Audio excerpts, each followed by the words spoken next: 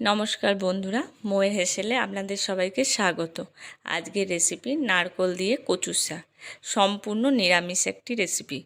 তো প্রথমে কচুর শাকগুলোকে আমি কেটে ধুয়ে নিয়েছি।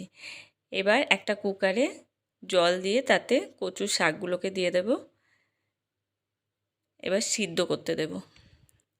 কচুর শাক খুবই টেস্টি হয়, একটু ভালো করে রান্না করলে খেতে খুব সুন্দর লাগে। আমি এখানে 3টে সিটি দিয়ে দেবো। কচু শাকটা কেমন সিদ্ধ হয়ে গেছে। এবার এটাকে একটা ফুটো ফুটো থালা বা ঝুড়ি যে কোনো জায়গায় ঢেলে দিতে হবে। নারকেলটা কুড়িয়ে নিয়েছি। এবার কড়াইয়ে সর্ষের তেল দেব, তাতে জিরে ফোড়ন এবং তেজপাতা ও শুকনো লঙ্কা ফোড়ন দিয়ে দেব। একটু এগুলো ভাজা ভাজা হয়ে গেলে আদা বাটা দেব। আদা বাটাটা দিয়ে একটু ভেজে নেব। এবার জিরে গুঁড়ো দেব, 1 চামচ জিরে গুঁড়ো, আর হলুদ দিয়ে দেব পরিমাণ মতো। এবার অল্প জল দেব যাতে মশলাটা পুড়ে না যায়। একটু জল দিয়ে দিয়ে কষতে হবে মশলাটা ভালো করে। খেয়াল রাখতে হবে মশলা যাতে পুড়ে না যায়, তাহলে টেস্টটা একদমই খারাপ হয়ে যাবে।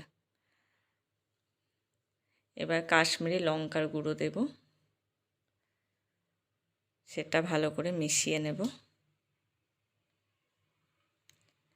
এবার যে কচু শাকটা সিদ্ধ করে জল ঝরিয়ে রেখেছিলাম ওটা এবার দিয়ে দেব। মশলার সাথে কচুর শাকটা ভালো করে কষে নিতে হবে।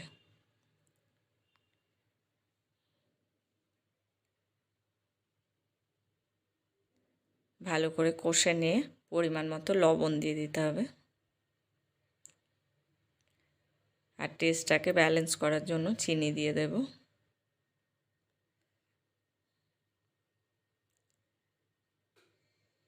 এবারে কাঁচা লঙ্কা ফাটিয়ে দিয়ে দেব। একটা লঙ্কা দিয়েছি আমি এখানে। এবার ভালো করে সব শুদ্ধ মিশিয়ে নেব। পুরোটা মেশানো হয়ে গেলে একটু ঢাকা দিয়ে দেব। ঢাকাটা খুলে আর একবার নাড়িয়ে দিতে হবে। কষাটা প্রায় হয়ে এসছে। এবার যে নারকেলটা আমি কুড়িয়ে রেখেছিলাম ওটা এবার দিয়ে দেব।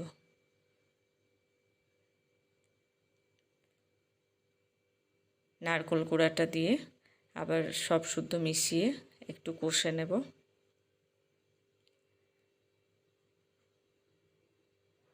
গরম ভাতে এরকম কচুর শাক রান্না থাকলে আর কিছুই লাগবে না। গরম মশলা দেব আর 1 চামচ ঘি ছড়িয়ে দেব, তাহলে রান্না আমার একদম তৈরি।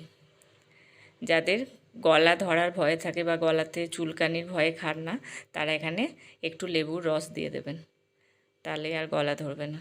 কচুর শাক একদম তৈরি। অসাধারণ একটা রান্না, অবশ্যই ট্রাই করবেন। ভিডিওটি ভালো লাগলে লাইক করবেন, শেয়ার করবেন। রেসিপিটি অবশ্যই ট্রাই করবেন এবং কমেন্ট করে জানাবেন কেমন লাগলো। আমার ইউটিউব চ্যানেলকে সাবস্ক্রাইব করবেন।